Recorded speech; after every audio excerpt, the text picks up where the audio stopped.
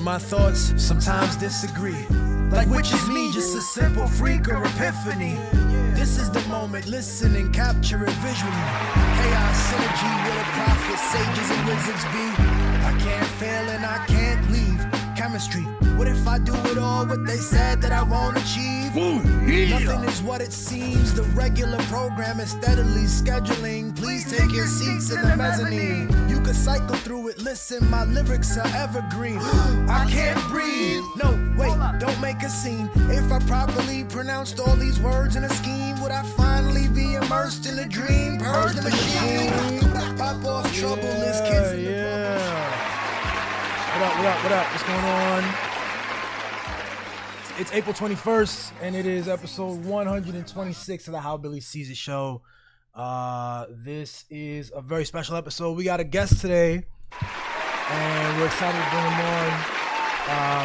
I've known this person for just a few months, and we've touched on a few things with different projects, and I'm glad to have him here. We're going to have him for an hour. Some of y'all may already know this. He's the co-founder of Rolling Loud, the biggest hip hop festival in the world. And here he is, Tariq Cherif.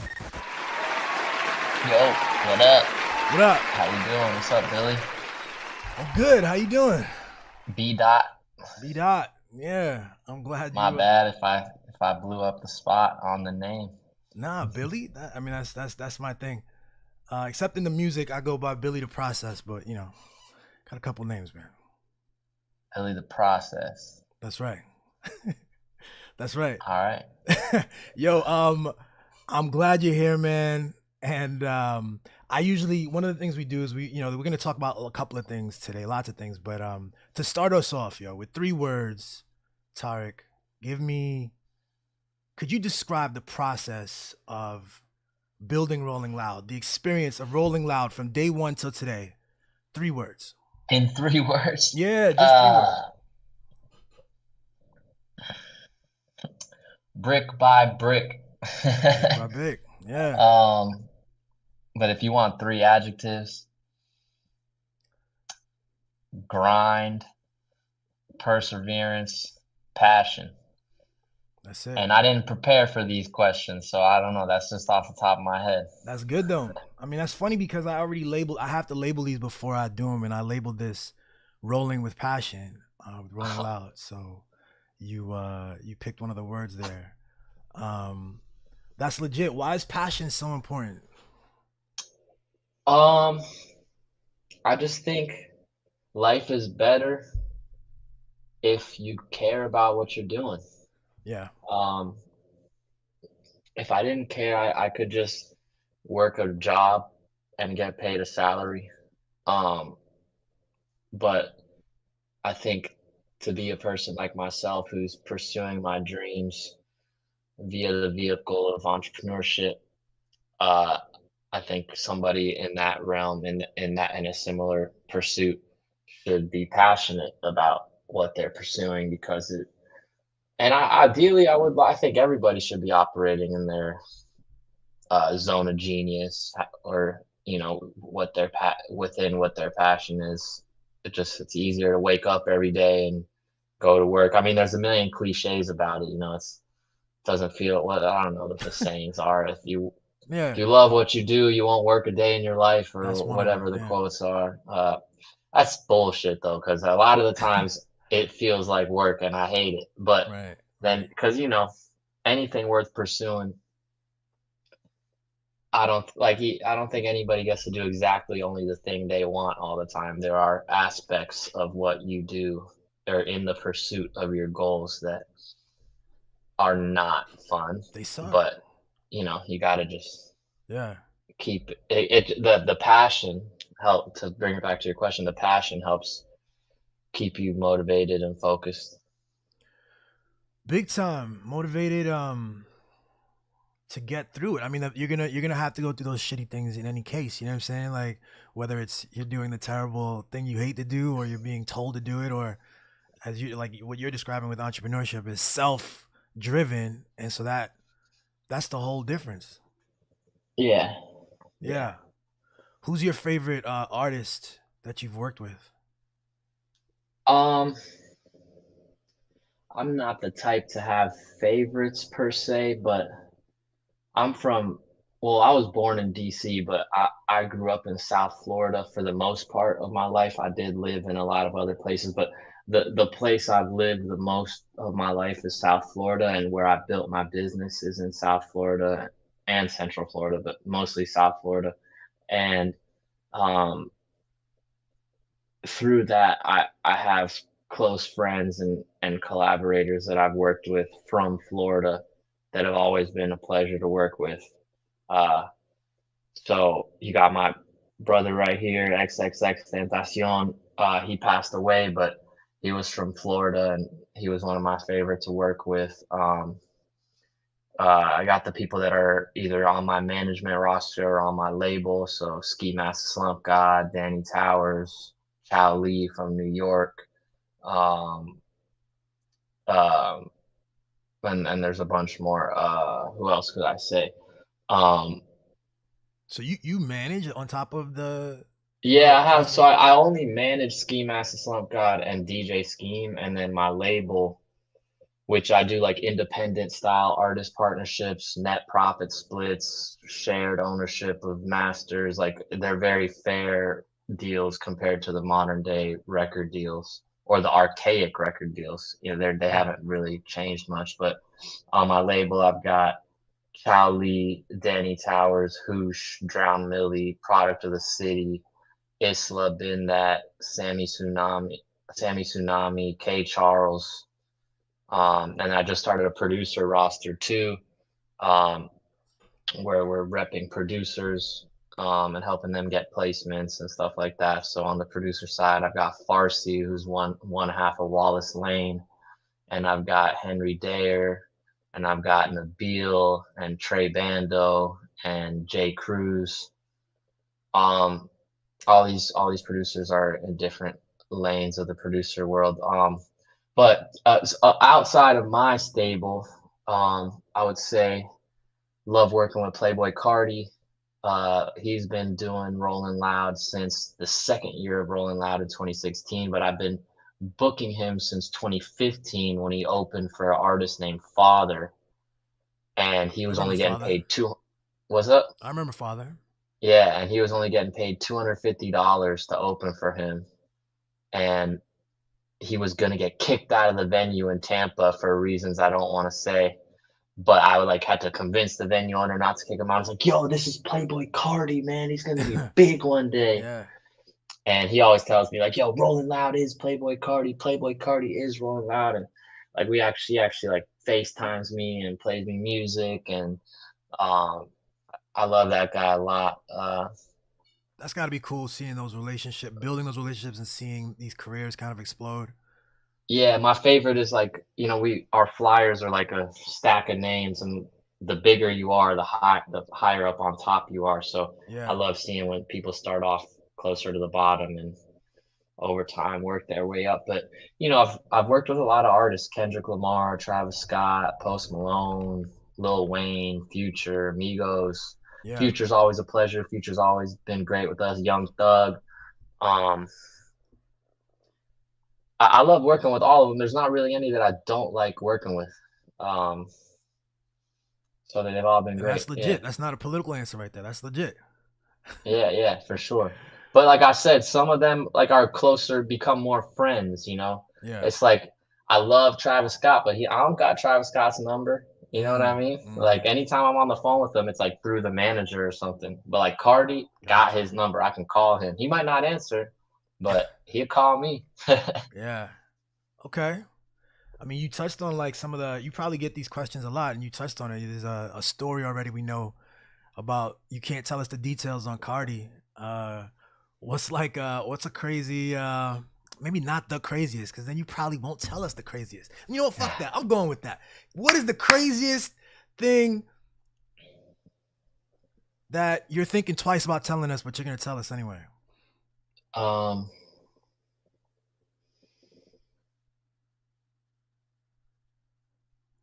well, it was crazy working. We just had an ASAP Rocky in LA in March, and it was crazy coordinating this helicopter stunt he basically rappelled out of a helicopter onto the stage, and that was dealing with coordinating the details for that. My whole like so many people from my team had to get involved. The city had to get involved. The venue had to get involved. You know, police, fire, Yeah, all these stakeholders. That was crazy. that sounds like a lot. One time, I was in a circle of people talking to Rihanna for the first time. This was like New York 2019, maybe. And I took the blame, but it wasn't me. But somebody knocked her blunt onto the floor. Um, and I acted like it was me, but it was not me. It was her friend. That was kind of funny. Let me think. What's You crazy? took the blame just to keep it cool, just to make sure she didn't wild out. Yeah, Okay. yeah. I was like, oh, my bad. It was not my bad. I was not in the Yeah. rotation, so it's like, how is it my The fault? fuck? Yeah. Um, what else? Okay, here's a good one. Yeah. One of the craziest things was 2016, the second year of the festival. Um, we had what's called a will call, which is where you go pick up tickets usually for a concert. But for us, we were just getting used to like doing the wristbands because at festivals you do a wristband, and people had paper tickets and they had to come exchange them for wristbands. And the line at Wilco, because it was the first, we went from year one, 2015, like 6,000 people, to year two, it was 15,000 people. Um, and the Wow. line was just so long, people trying to get wristbands. And I remember like the cop pulls up in his cop car and he's like, listen, man, you gotta get this line moving way faster and into the show, or we're shutting the show down. Wow. And I was like, talk to my partner for a second. I was like, I got a plan. And I'd go to the cop. I'm like, give me your megaphone, please. Grab the megaphone, stand on top of the cop car.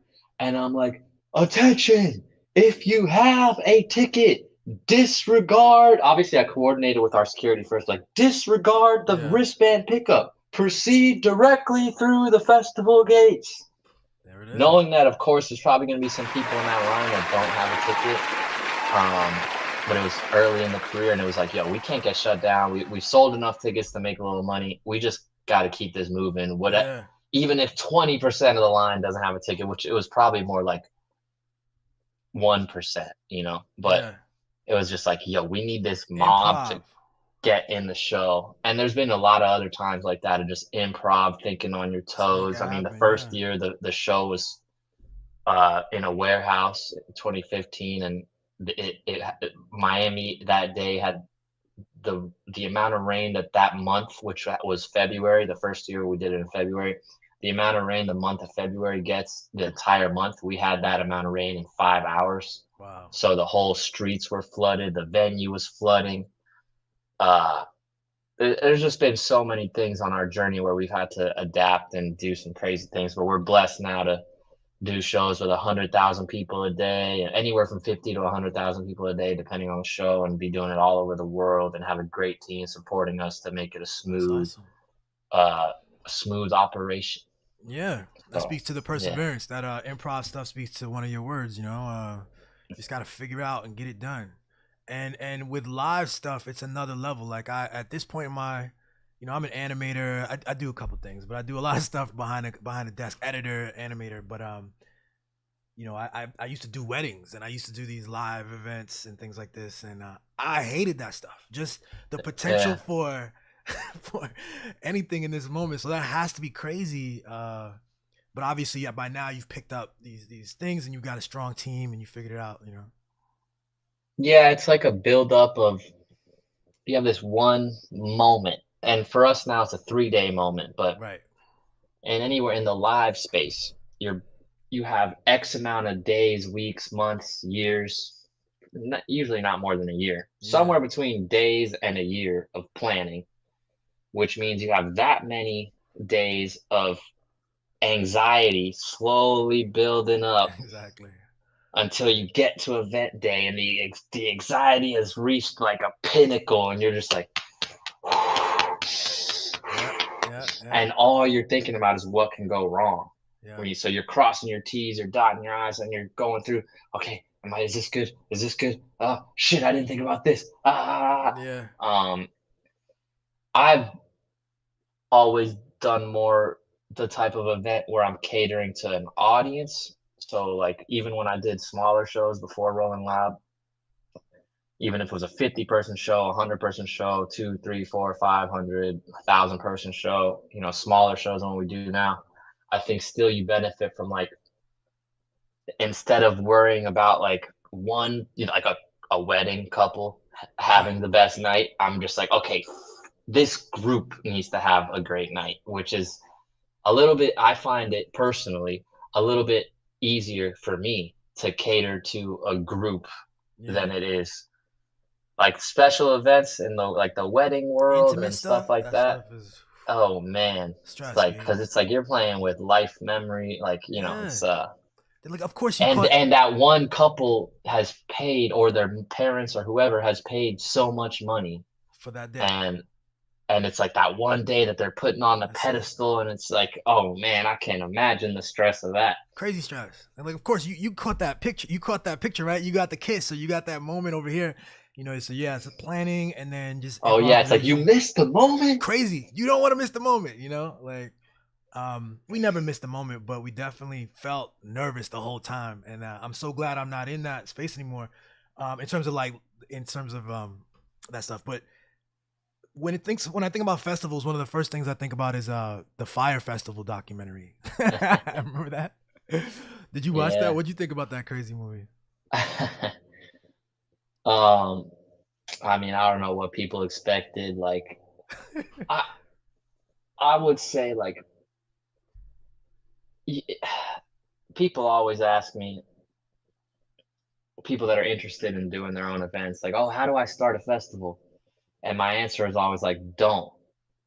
If you have never done a small show before, don't start a festival. You need to build up to doing a festival. This guy, no disrespect to the guy, I Yeah. don't know him from I don't know. And I just see what the public has seen, and maybe there's a backstory that I don't know. But to my understanding, he had never done a smaller concert, was not a concert promoter, so he had no experience in logistics and planning of a concert. He thought he could just swing big out the gate, Swing and huge. that's brave, and I respect it. But you don't have the knowledge. You didn't pay for the tuition. You didn't do the Right. courses necessary. And I don't mean go to school. I mean you got to pay your dues. I learned about event security with 300-person shows. Where okay, the door needs security, the stage needs security, the back door needs security, the looks. Okay, boom, and then you go from there to get the shows get bigger, you got more security. Then it's artist relations. I went from having artist relations for one headliner and 2 3 openers, me doing it myself, to okay, I understand the nuts and bolts. Now we're going to do a festival. Okay, I need a whole crew of people doing artist relations and hospitality, Yeah. permitting, just all the logistics of doing a concert. It's much like experience is the best way to learn, but you're better off learning on a smaller Learning scale. smaller for sure. So this guy, I could have told you, like, this show is not gonna work out. And there were rumblings in the industry about it before it even happened. Like I remember some of my booking agent friends being like, "Yeah, I mean, we got the money for our artists, but I'm not hearing good things about this actually happening. Like I'm wondering if I should get on the plane or not. Like I heard the stage isn't even built. Like, Wow. just a Yeah. lot of issues." So, but I feel bad for the people that got the short end of the stick, that didn't get paid or that were promised this, that, and the third. I feel Yeah. bad for the fans that showed up and had a For less than sure. stellar And for your experience. industry, right? It affects, just generally, you want people to have a great experience. Yeah, I don't know how much it affected our industry. Mm. Um, It's just eh, this one bad example, I guess. Yeah. yeah. Okay. And now I heard that they're coming. I guess they're trying to do it again.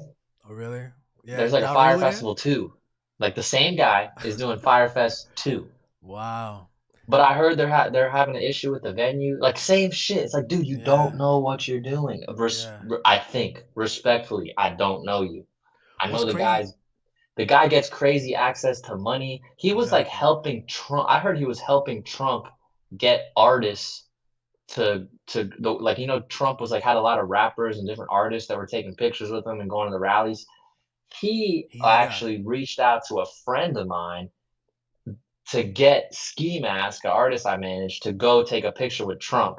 Little did he know Ski Mask has a song called Burn the Hoods where he says, fuck my President Donald Trump. Like, so like That wasn't gonna work. I asked, Yeah, of course I gotta still ask, like, yo, this guy wants to see if you want to go take a picture with Trump. yeah. Like at the rally, Ski was like, fuck no. Fuck out of here. It's so much like that just I no points to disrespect to Trump either though. What's up, yeah. Mr. President? I'm apolitical. Peace, love, stop dropping bombs on the innocent. There we go. There we go. See, that's not apolitical though, man. You're political, but you're Yeah, but talking I about don't believe in the two-party yeah, system. I'm not over here singing Joe Biden's praises either. You know what I yeah, mean? yeah, I yeah. just peace, love, stop dropping bombs, please. That's the key thing, like when, and we're gonna that takes us in a couple of directions, but like when people talk about politics for the most part, yeah, they're talking this Republican Democrat thing. When politics is much bigger than that, and it's not this Yeah. ridiculous, stupid game. And I don't think the But game it is a ridiculous, stupid game. Like, but I don't know, man. we're It's like, talking I'm about sorry to bigger. cut you off, but I get so frustrated because people have allegiance to their political party like it's the damn sports, like it's the NBA finals right now. I People know are like, they root for their team they root and for they're their team. diehard fans of their team. Or like the Philadelphia Eagles just won the Super Bowl. Eagles fans have been Eagles fans forever. Yeah, It's like once you're a Democrat, you're like, I'm a Democrat. Fuck the Republicans. And the Republicans like, I'm a Republican. Fuck the Democrats. And I'm just yeah, like, we're all Americans. yeah. Can we work together for a better future? And like, I'm telling you. peace, love, stop dropping bombs on the innocent. To focus on that, like that's actually an important platform. Like I stand against dropping bombs on innocent people. That's something we can all agree on. And then in terms of this Can we unity though? thing, Can we? It's crazy. that's the Can crazy we thing. agree? But see, this is why my passion. So obviously, They my deserved it. They shouldn't have it's done that. terrible. They wouldn't. It's terrible. But my whole thing, my background is in the media and stuff, and I have a critique about journalism. Like what you're pointing to is I don't want to. It's a mental illness. I don't know. It's like a mind virus. They pump us with the narrative of left and the right and the red and the blue and Trump is evil or Biden is this and that. And where people, in order to, even if like people, like you said, it's like when you watch a football game and somebody clearly did a pass interference, right? But it's your team. You like, you don't see it. I don't see a pass interference. You can't operate like that in politics. That's what I've been saying for the longest time. It's crazy how they teach us to identify with these teams where you're not Yeah, looking I at mean, reality anymore. a nation divided is a nation under control. It's easier to keep the nation fighting against each other than noticing that there's these higher powers that are controlling us and keeping us in Always. friction. Yeah. This is what we look like as a nation when we could look like this, It's united, and it's just a And it's like choice. one day maybe we'll wake up as a collective and realize like there's more of us than them. Yeah. Maybe. Yeah. I don't know. Well, we gotta actually be in control of our discourse again, right? We gotta actually have conversations with each other that aren't like every word is oriented towards like, again, the left or the black person or this and that, Yeah, the blue yeah, states and all that shit. yeah. So, that's something It's I'm very tough, interested and it's like so much. It's like information overload with social media and Twitter, and it's, everybody can have a voice, and then there's like this in. echo Yeah. chamber, and Yeah, it's very complex. I So like, love social media. It helped me build my business, yeah, um, but it's an interesting place, of course. like Yeah. the online discourse around certain things. It's the incentives. It's the incentives. It's like and the media organism from Facebook to Twitter to whatever, they can tweak stuff, Everything from like giving us like Facebook doesn't have a thumbs down button, right? Like by intention, they narrow down how we can interact each other. So that's like one example of it. But Twitter encourages us to like shit on each other and to like and especially people shit you would never say face to face. You're on Twitter. That's that That's part. the thing. Yeah. And you know what I don't like is like the anonymous accounts. Yeah. It's like, man, put a face on it, put an address on it. Say that to me now. Right. Exactly. Yeah, we're just in a weird time, man, and I don't think we have all the tools to navigate it very well. We certainly don't have the leadership either. But it really is. It's a challenge for us to to I navigate pray. I through don't it. want to be just somebody complaining. I have faith in humanity. I Yeah. I encounter more good people than bad people in my day-to-day life. Yeah. Me too. So I think it's all gonna be all right. But I think you know, somehow some these people are. say God has a plan. Some people say the universe works in its way. You know, whatever. But whatever you believe in, I think there's. I think we're gonna be all right. I hope. I pray. I'm in the same camp with you on that. Agreed, man. Um, what's the biggest change from 2015 till now? 10 years. What's the biggest change in hip hop and in your industry? I mean, financially, the artists are making a lot more money. Um, the amount of people at the shows is a lot more. The ticket price is more expensive. But music wise,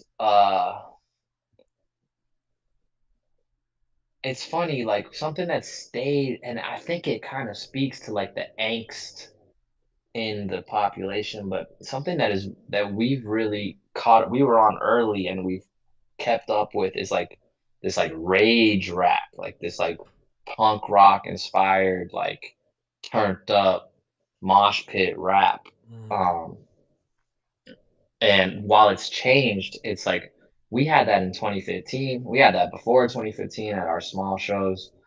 Um, and now it's like we got mosh pits for fucking an ocean of mosh pits. But something that's changed, um, and it's just gotten so much bigger. Really, yeah. it's just you know, I used to have to convince people, or I felt like I was, you know, pulling teeth trying to in my day to day life, like, hey, my partner Matt and I, like, whether we're talking to our high school friends or college friends or just people we know, like, hey, we started this hip hop festival, like, you should come check it out. Like, hip hop festival? Yeah. Huh? What do you mean? Oh, you know, like we got all these rappers in one place. Like, well, who? Like, and at the time, they're like, you got Lil Wayne or Jay-Z? Nah, Yeah. I got like Schoolboy Q and Juicy J and Action Bronson and Travis Scott and Currency and you know Denzel Curry and Rob Banks. Was like year one. Yeah, Um, man. All of and them established now. people were like, who are those artists? And I was Yeah. like, you'll know soon enough. Like it's funny. It's like people didn't know who Travis Scott was back then, you know, Hmm. because he was on the first Rolling Loud 2015. Um, and then sure enough, within like, I think within like 4 years, everybody knew who he was. That's what's up. What's But his yeah, it's just label? gotten, you know, put a bow on your question. It's just gotten a lot bigger. The industry, Yeah. you know, when we started, hip hop was not the most popular genre. And then a few years into it, it was officially, according to Nielsen SoundScan or whatever that company's called, they determined that music consumption, hip hop was the largest.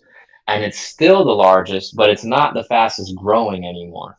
The other Yeah. genres are growing faster at this point, which is interesting. But I attribute that to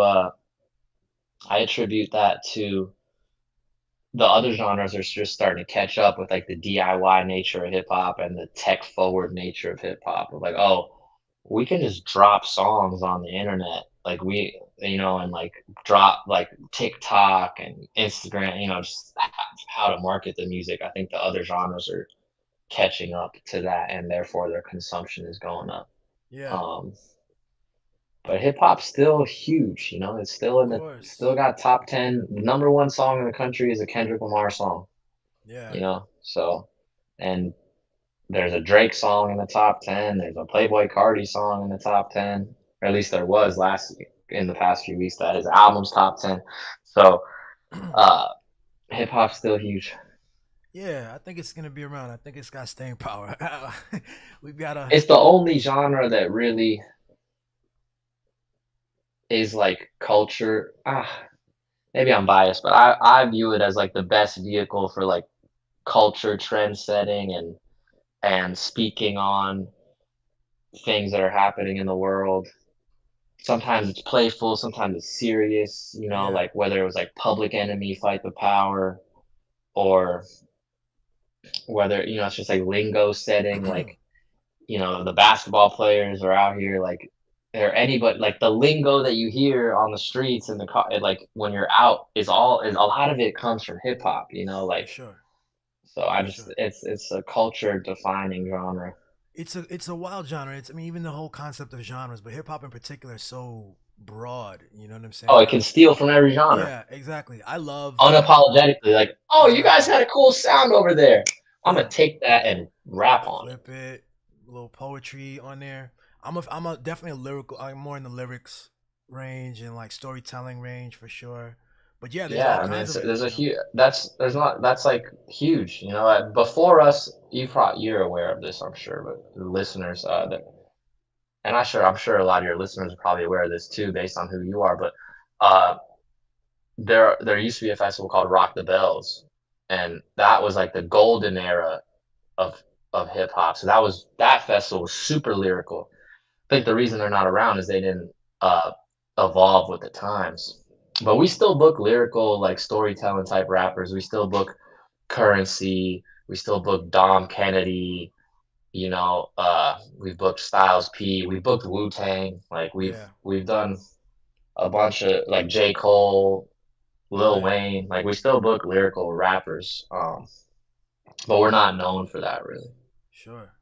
What's the biggest what was the sort of a challenge on your poster? Because like you said, you got the high names and you got the who got crazy Uh, upset because they weren't high enough. You Before said, that poster comes out, it's always like, no, I need to be in front of, I yeah, need to be above. there's no No, if way. you don't do this, I'm pulling off.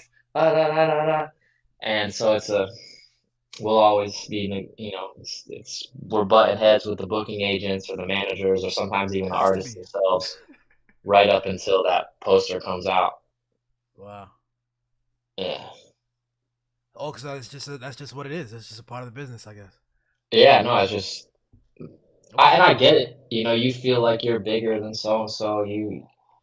And sometimes they're right. Sometimes we don't have it right and we got to make a change, but usually we got it right. Yeah. Okay. I know you're around artists a lot. Do you consider yourself an artist? Um, no, I got into rap music originally, like rapping and producing. Um, I was making beats and I was rapping. Um, but I never put anything out and I just didn't didn't like my delivery. Um, I liked my penmanship, and I was more of like a lyrical rapper, but I I don't know. I also, no disrespect to white rappers, but and I just said I'm wrong about this because what I was gonna say is the world doesn't need another white rapper, but there's this guy from South Florida, 1900 Rugrat, and I love that kid. He's legit. He's amazing. Uh, so I'm wrong, and I think Mac Miller was great, and Yeah. Oh, there's a couple, man. What you got? nah, Obviously, there's yeah. M. Obviously, you fuck with Of Token. I don't know much about Token. Okay. Eminem was one of the greatest rapper ever, but I'm a fan of, and no disrespect, I'm a fan of Eminem on drugs. Like I'm a fan, like Marshall Mathers LP, That Slim was Shady fantastic LP, stuff. and maybe it's not because of the drugs. Maybe it's just because I do believe that with a lot of artists, your first couple albums are the best, Yeah. and then you just kind of reach a point where you're rich and famous and what you have to say might not be as Right, I see. as Yeah. I don't know, as relatable, as In the touching, as same way. I Yeah. don't know. But Marshall Mathers LP and Slim Shady LP are some of my favorite Insane. albums. I was in high school for that. Used to But I'm not insane. a big fan of like the newer Eminem stuff. Yeah. But it's not that it's bad though. I don't want to say it's bad. It's like with like I love Jay-Z, but when him and Kanye did that album together, like I couldn't relate to it. It was so gold and opulent Mm, and like so like rich, and I was like broke. Like what? yeah. Huh. um, I Yeah. have a little money now, so maybe I should go back and listen to it. Listen to it Uh, again. um. Yeah, that makes sense. Yeah, artists, especially artists. But I I think. would. Sorry, I didn't really answer your question. I do not consider myself an artist. I work with artists. I Yeah. love artists. I'm artist centric. I support artists. I believe in artists, but I myself uh, am not an artist. I create things. Yeah. I'm an entrepreneur. I'm a creator. But I'm not an artist. Yeah. But if you get me in the studio, I might write a couple bars for you. There we You know what go. I mean? There we Yeah, like go. I'll still get in the studio sometimes and be like, yo, check this out. And Yeah. I'm like, oh, that's Take that. hard. Take Hold that. on, Take that. let me mess with that. Yeah. That's what's up, man. That has to be fun. Yeah, you buttoned it up real nice because yeah, my next question would be then are you a creator? Because I think those words have vague meanings, but I do think all of us are creators, and I think for sure you would be. And I wondered if you identified. Yeah, I think myself and my partner Matt, we're creators. We created a brand, Rolling Loud. Yeah. Prior to that, we had a different brand that we created called Dope ENT. Um, but yeah, we created Rolling Loud. We create these live experiences for people. Um, right now, I'm creating an album as like an executive producer, album under Rolling Loud. Um, Nice. I create humans. I'm a father. Nice. um, One it child. all what's that? One child. No, multiple. Oh, Yeah, three right now. three. Hell yeah. Yeah, 13-year-old boy, 7-year-old girl, 14-month-old boy. Hey, congrats, man. Yeah, thank you. But yeah, it's all, yeah, I'm not a part of any one religion, but I think that all creation comes from the creator or the creators or whatever the divine above us, I don't know what it is, but it flows through us. It's a universal mind, it's a spirit, it's a God, it's whatever it is, but I'm tapped in with my creator. Anything that I've ever created is thanks to my creator. Beautiful. Yeah, man. I like to say, I totally relate to all that. And I like to say, as you say, you don't care what to call it. I like to think that I like to say that the words they're human. They're symbols. You know what I mean? Like we're pointing to something that is bigger and deeper and more complex. It can't be articulated, but we Yeah, can. language can't We can't explain. do it. But No. it's sufficient for us to navigate certain things. Yeah, Meet me at yeah, 7 p.m. Shit like this. But yeah. it's a beautiful thing to kind of notice that and to Facts. create from that place. So kudos to you, man. And bro, well, did you have something you want to say? We've got I've been on with you for about 40 minutes now, so I want to make sure we talk about sort of how we met is through a campaign for Western Sahara, which is a North African territory and country that the Sahrawi people continue to seek their own self-determination and independence, and you are connected to Western Sahara directly Yeah. and genealogically. Yeah, I'm half Sahrawi. So, my skin looks like this, but my father's looks more like yours. And my name is Tariq Cherif. Tariq is after Tariq bin Ziyad. who was the Moorish general who conquered Spain in the year 711. And Cherif means related to the Prophet Muhammad through his daughter Fatima. And my father is Ahmed Cherif, who is from the Western Sahara. He was born and raised in the Western Sahara. He was born there in 1960 when it was called the Spanish Sahara. It was a Spanish colony. Um, Many people know this, but for those that don't or need a refresher, many of the European countries had colonies throughout Africa. We hear a lot about the French colonies. We hear a lot about the Dutch and the British and and Belgium, but you don't hear a lot about and Portugal, but you don't hear a lot about Spain and Africa. But Spain was in Africa, and they had control of the Western Sahara, and it was called the Spanish Sahara or Sahara Español, and that's where my dad's from. And in 1975, in 1975, Spain left. They just like many European countries did, they realized that from a lot of international pressure, you should not be colonizing these countries. Or these regions, the countries, some of them are countries, some of them are regions, whatever. Yeah. We leave and let them figure out their thing, do their thing, be their own people. So Spain left. Plus, it gets expensive, right? Once it's just too cost prohibitive for them, they're like, all right, fuck it.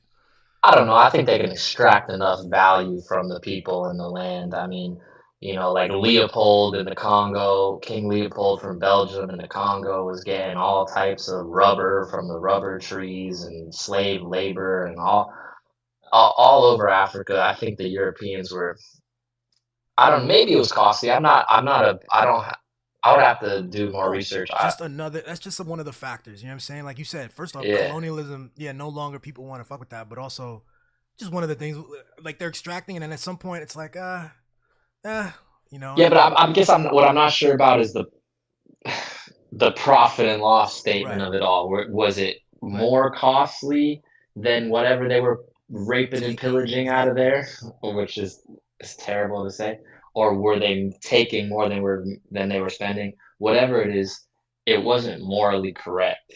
So European countries started leaving Africa, and Spain left the Western Sahara in 1975. And I always say, like, people are like, oh, well, it was always Morocco. No, it wasn't, because Morocco was colonized by France, and Western Sahara was colonized by Spain. If it was the same place, y'all would have been colonized by the same people. Yeah.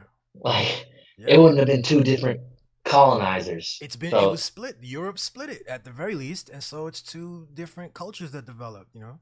So, exactly. So anyways, Spain left in 1975, and literally the next day, Morocco, because they had already been free from France, they invaded with all their tanks, and it was a military invasion from the north and Mauritania from the south to take that land. It was, there's a power vacuum. Oh, Spain's gone.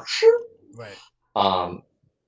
So and that started this struggle since 1975, and since then, my father's people, have been refugees, with a large number of them, a couple 100,000, living in refugee camps in southwest Algeria in a desert called Tindouf. And there's a bunch of refugee camps, 27th February, Dakhla, there's a bunch. Crazy because the Western Sahara on the coast has super rich fisheries, phosphates, lots of natural resources that the Moroccans are profiting off to this day. Yep. But the Sahrawi people are living in poverty. At least the ones that are refugees in Southwest Algeria. There are a good amount of us in Spain, and in some of are living in the Western Sahara, just on the DL. My father lives in Mauritania. And then probably in Some live Morocco in, as well. yeah, maybe some in the Canary Islands, some in the United States, Canada. I'm not gonna front and act like it's millions of people, but it's still it's a people that have been denied their right to self-determination. So you and I met Um, because it's your dad, right? No, no, not at That's all. not your dad? That is so funny. That's not my dad at all.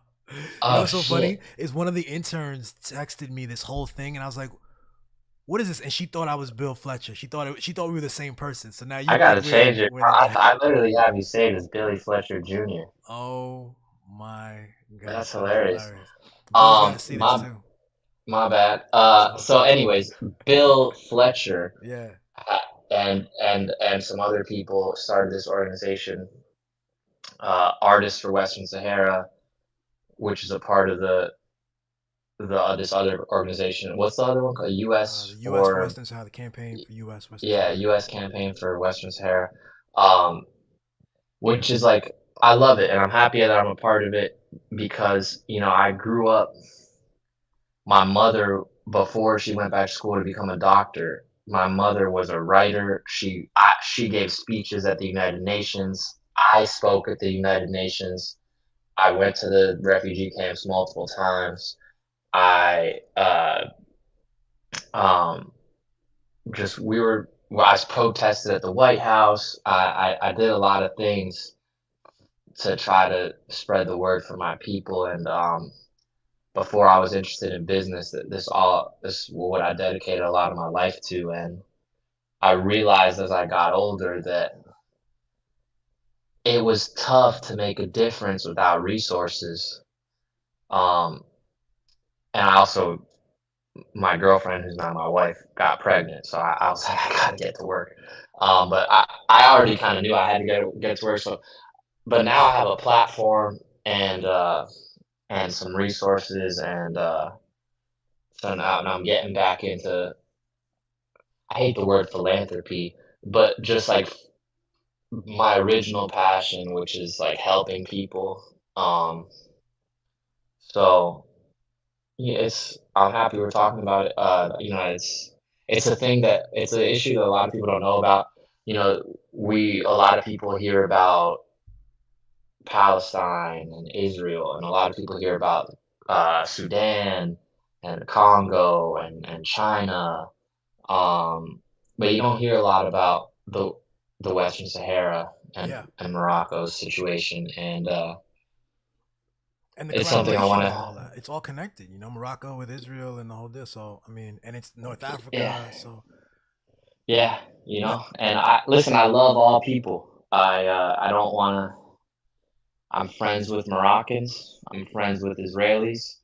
Uh, uh, I just I just think that people, according to the Geneva Convention and the International Court of Justice or whatever ICJ stands for, that's it. there's people have the right to self determination, and um, the Sahrawi people have been promised a referendum since 1991. I believe his name was Joseph Baker, or there was a UN guy that was pushing for that, and it never happened. And Morocco keeps delaying the referendum, and Yeah. I just think that my father's people, my people, deserve a chance to go home. Um, Absolutely. and I don't know what that looks like, but I just think like it's not fair that for so many years they've been refugees. We've been refugees. My my house is nice, but a lot of my family live in tents and they don't have plumbing. The way they go to the bathroom is not like we go to the bathroom. And their day to day life is not like our day to day life. So we're working slowly but surely. We're working on strategy and campaigns to spread this message and Spread get this but message. make an actual change. It's like Yeah. and I don't know what that looks like, but I pray it'll be something amicable and fair and It's something that we been can get done. it's been really cool to work with you and some of the creativity about it, but there's several levels to it. Obviously, there's the to create change to actually have a free Western Sahara. That's like a big giant goal. But then there's these smaller steps of improving the lives of people. We lost you. We lost you. Let me get you back on stream. Okay, here we go. That was weird. Yeah, we're back though. But the other thing is obviously there's smaller things about just improving people's lives and like you're saying, the conditions of the camps and things. Um, Yeah. Um, like we've been discussing. I don't even want to say it was my idea. We were on a call, and our guy Malud, who's the ambassador to the United States from Western Sahara, yeah, who you've known who since like you were a I've kid. known since I was a baby, used to come over to my house. He used to when my mom wasn't paying attention, he would sneak me to McDonald's because I liked McDonald's and I wasn't allowed to eat McDonald's. Nice. And like, Tariq, vamos a McDonald's. I'm like, yeah, let's go. But What language he is that? said Spanish. Oh, Everybody from the Spanish. Western Sahara speaks Arabic and Spanish, Okay. and I speak Spanish, so that's how I would communicate with Malud. Okay. Um, so um, we were on a call, and he told us, hey, or somebody said, hey, Malud can't join because he's in the camps, and the internet isn't good enough for him to get on a Zoom. So I was like, just light bulb. And it's like what I was talking about earlier. I'm the creator. It was Right. not my idea. It just ideas when they come to you, it's weird to claim them as your own. Right. Right. But Right. it Right. just came to me in that moment. Like we should do something. I'm sorry if you can hear the crying baby. All good. We should do something to get internet access in the refugee camps and get some cell phones out there so they could document what they're and document and share Yeah. broadcast what their day-to-day life is like, so people can really see. Because I've been aware of Israel and Palestine for a long time, since before October 7th, 2023.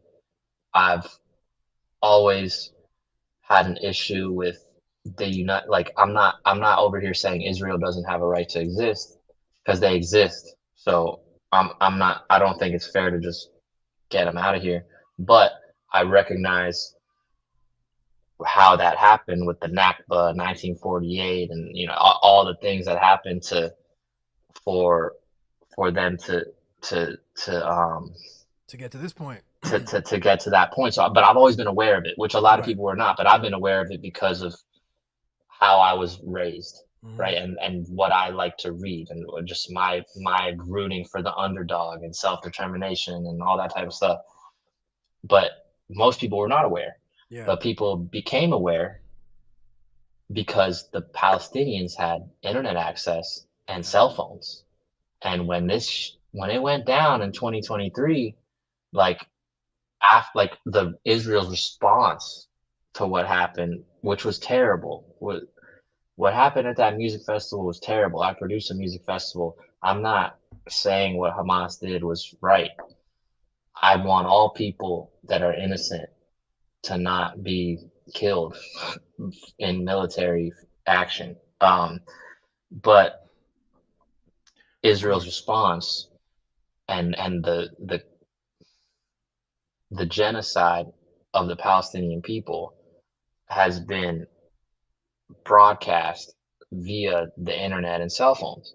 Yes. And maybe I shouldn't have said genocide, because now it's going to be like, oh, he said genocide. No, that's the accurate Call word, call man. it call it whatever you want to call it, but it's 50 over 50,000 dead, over 15,000 women and children, or over, I think it's just 15,000 children dead. Listen, and all the and experts agree with that word, so so don't yeah, worry. but my point though is, Yeah. like, we saw it because cell phones and internet access. Yes.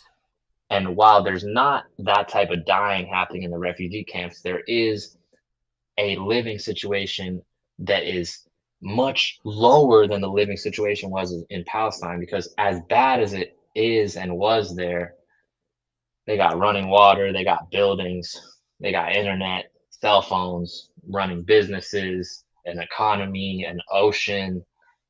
There were Gaza was, while they were under oppression, they had a lot. They had emphasis on had, because it's all been blown up now. But they had a lot of things that the Sahrawi people do not Do have. not. Yeah. And so I think that the Sahrawi people in the refugee camps could have some cell phones and some internet access, they could show the world and really put a face and an image to what it is they're going through, and hopefully spark change. Because while it hasn't sparked a change like what's in Israel and Palestine, there's much more support for Palestine than I've ever seen in my life. Yeah. And I don't know if that will ever result in a positive change for Palestine, because it's so convoluted Politics with the and what they've done. Israel America relationship that I don't see how, like, American leadership would have to have a total change in opinion. There's the APAC factor, Yeah. the money. There's a lot of, but it's not as it's kind of complicated because Morocco, but it's not as deeply entrenched. Yeah. Uh, For sure. so if we could show people, like, there's a group of people that, for no fault of their own, no terror, they didn't commit any acts of terror, they didn't do anything, they were just living in their homes, Yeah. and then in 1975 Got they had expelled. to leave their homes, and they haven't gone back since, and they just want to go home. Yeah. And they trusted um the international community who said that they would be and the enough for international them. community failed them. Correct. Yeah. Yeah. I mean, And I keep saying them, but it's us. And this is a little grotesque. Sometimes I call myself the lucky nut. Nut as a synonym for sperm, yeah. because my father has kids over there too Yeah. with other women. So I was the one that got into an American woman, and I got to be born in America and be blessed with an American life. But it's and so I say them, but it's us. You Yeah. know, I got lucky, and I didn't have to grow up in that or live in that, but I've been there and I've seen it, and I want better for them.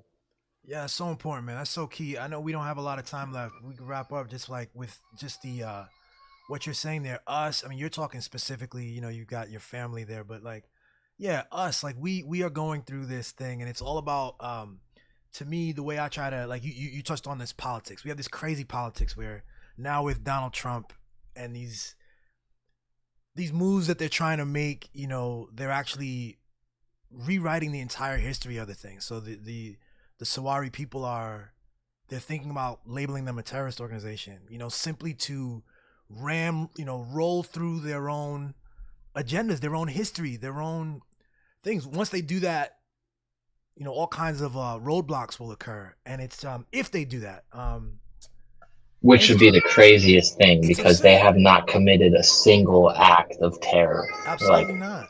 they don't have guns, they don't have bombs, they don't have weapons. They sit in tents all day, every day, praying to go home Yeah, and relying on humanitarian aid.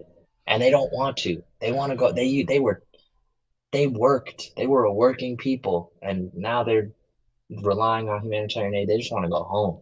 And they yeah, have not committed one act of terror.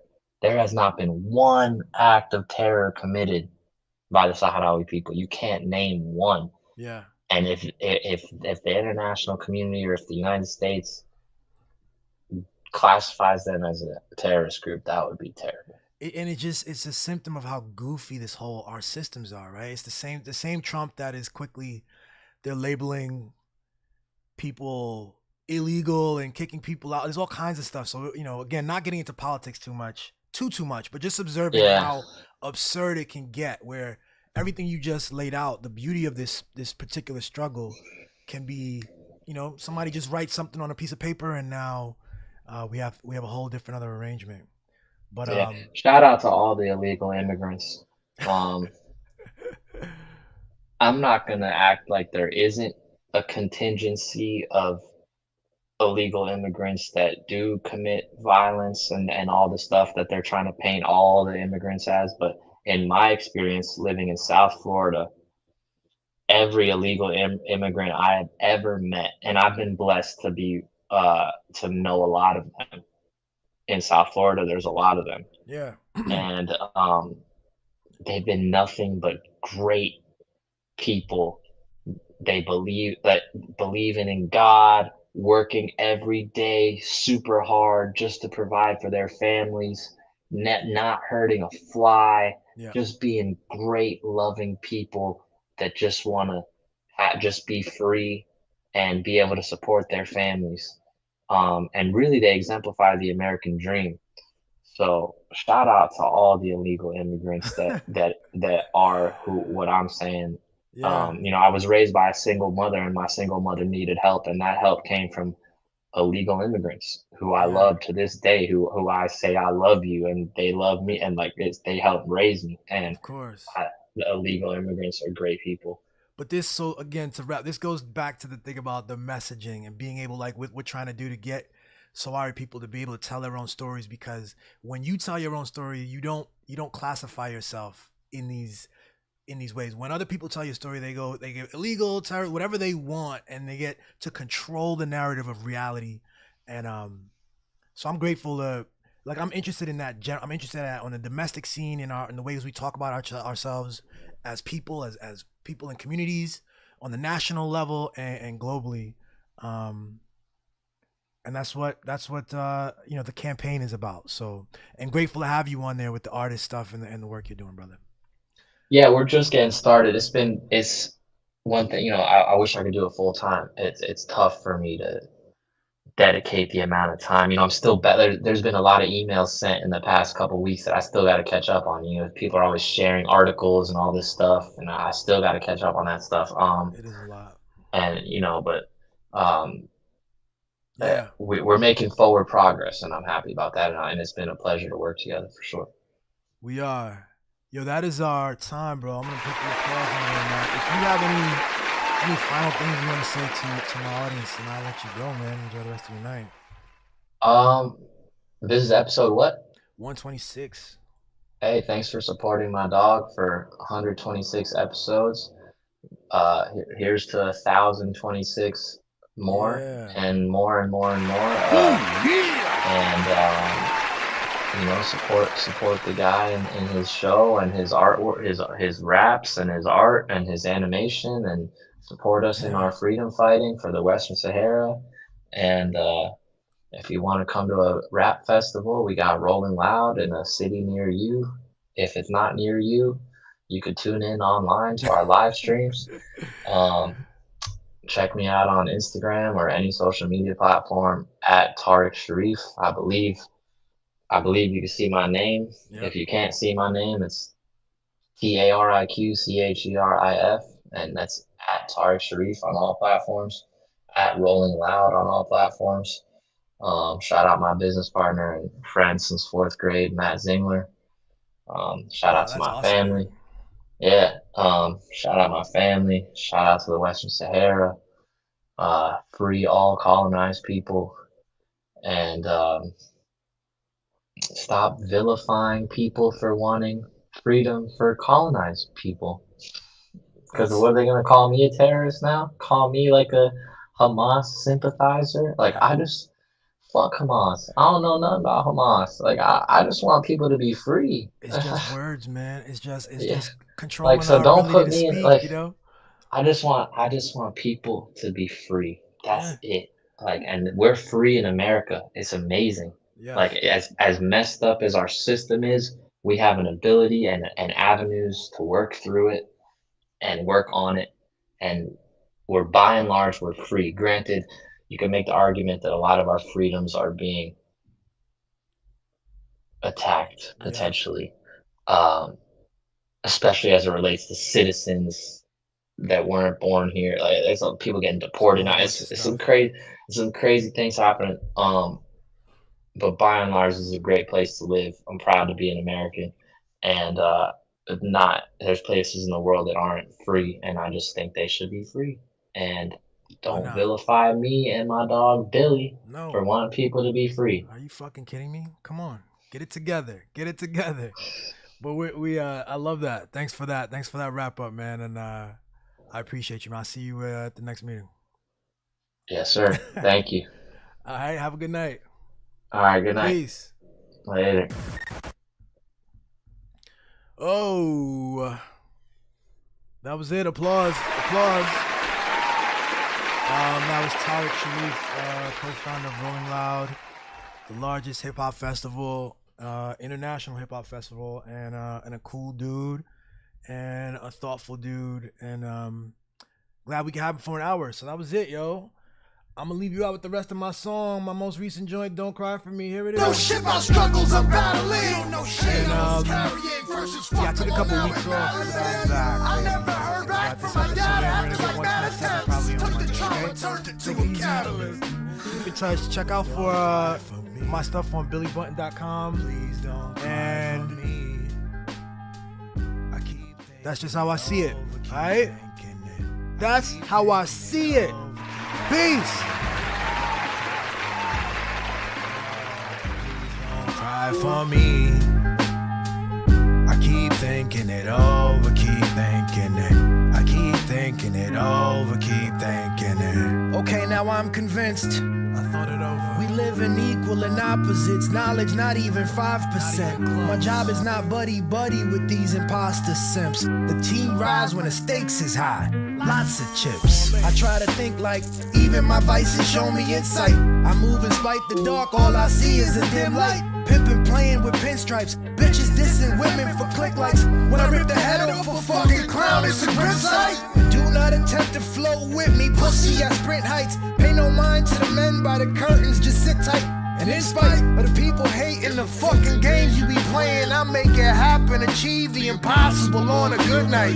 So why is it all like this? Got me fighting my own likeness. They lying, the whole world is in crisis. Pray to make it through another night with myself. Genuine peace of mind is priceless. Yeah, don't cry for me. No, please don't cry for me. I'm just thinking it over, just thinking it. I'm just thinking it over, just thinking it. Don't cry for me. No, please don't cry for me. Just thinking it over, just thinking it. Just thinking it over, just thinking it.